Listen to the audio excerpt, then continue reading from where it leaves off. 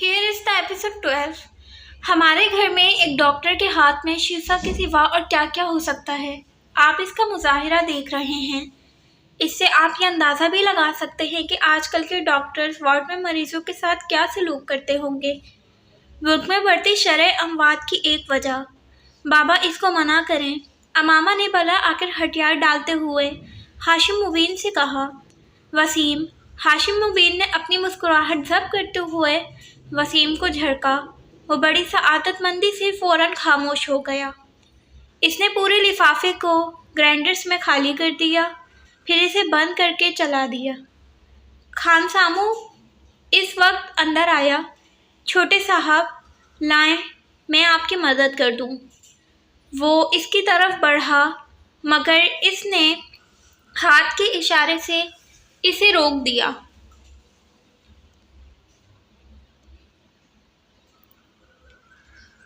नहीं, मैं खुद कर लेता हूँ। तुम मुझे दूध का एक गिलास दे दो, इसने ग्राइंडर ऑफ करते हुए कहा। खानसामा एक गिलास में दूध लेकर इसके पास चला आया और दूध के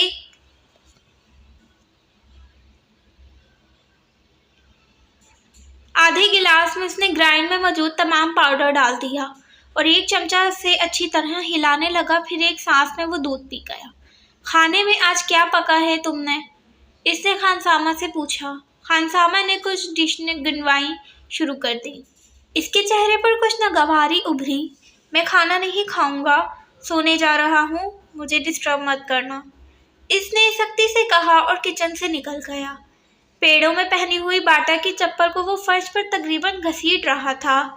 इसकी शीफ बढ़ी हुई थी और आंखें सुर्ख थी। शर्ट के चंद एक के सिवा सारे बटन खुले थे। अपने कमरे में जाकर इसने दरवाजे को लॉक कर लिया। वहां मौजूद जहाजी साइज के म्यूजिक सिस्टम की तरफ किया और कमरे में बोल्टन का when uh man love uh man बुलंद आवाज में बजने लगा।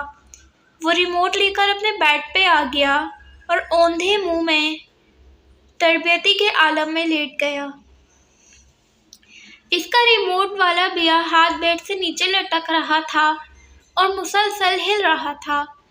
इसके दोनों हाथ पांव भी म्यूजिक के साथ गर्दिश में थे।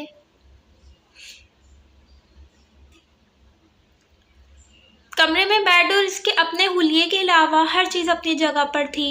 कहीं पर कुछ भी तरतीब नहीं था।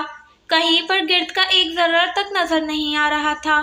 म्यूजिक सिस्टम के पास मौजूद दीवारी शेल्फ पर तुम ऑडियो और वीडियो कैसेट बड़े अच्छी तरीके से लगी हुई थी। एक दूसरी दीवार में मौजूद रैक्स पर किताबों की एक बड़ी तादाद मौजूद थी।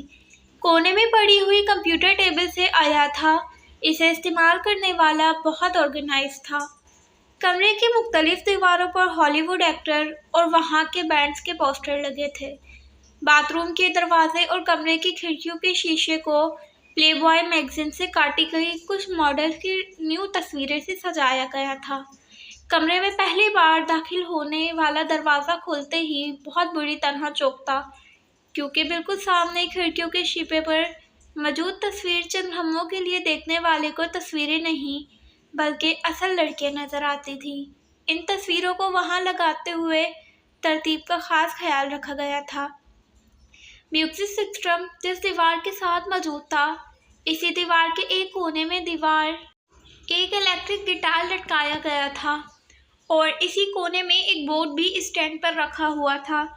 दीवार पर गिटार कुछ फासले फिजोक्लो फ्लोट और ओबियो में भी लटकाए गए थे।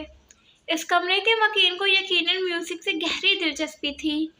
बेड के बिल्कुल सामने वाले दीवार में मौजूद कैबिनेट में टीवी मौजूद था और इसी कैबिनेट के मुख्तलिफ खानों में मुख्तलिफ ट्रॉफीज और शील्ड्स भी पड़ी हुई थीं।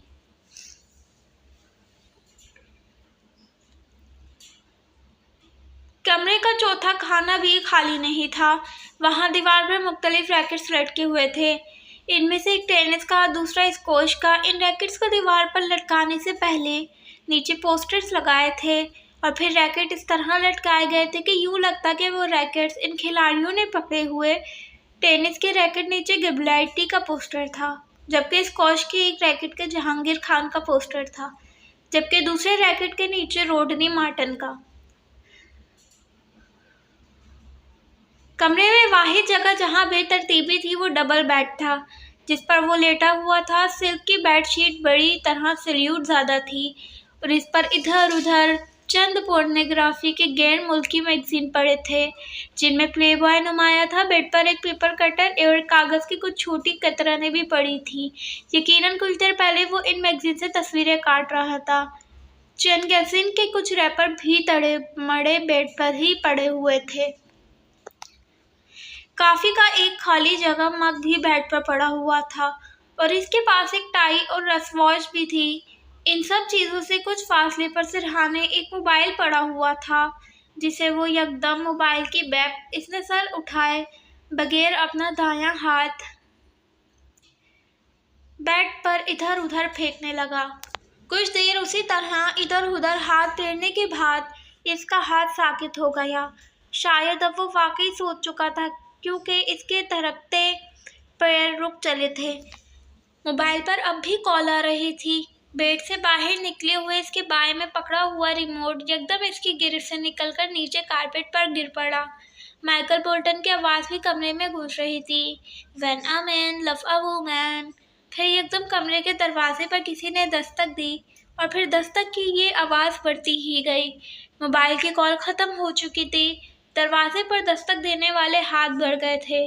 वो बेड पर औंधे मुंह बेहिसो हरकत पड़ा था।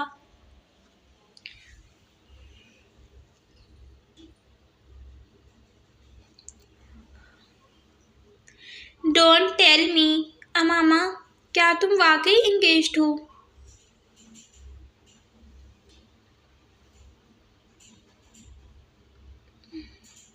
ज़ैनब को जवेरिया के इंकिशाफ पर जैसे करंट लगा। इमामा ने मलामती नज़रों से जवेरिया को देखा जो पहले ही माजरत खाना अंदाज में इसे देख रही थी। नेक्स्ट पार्ट नेक्स्ट एपिसोड में। Thank you so much. Bye guys.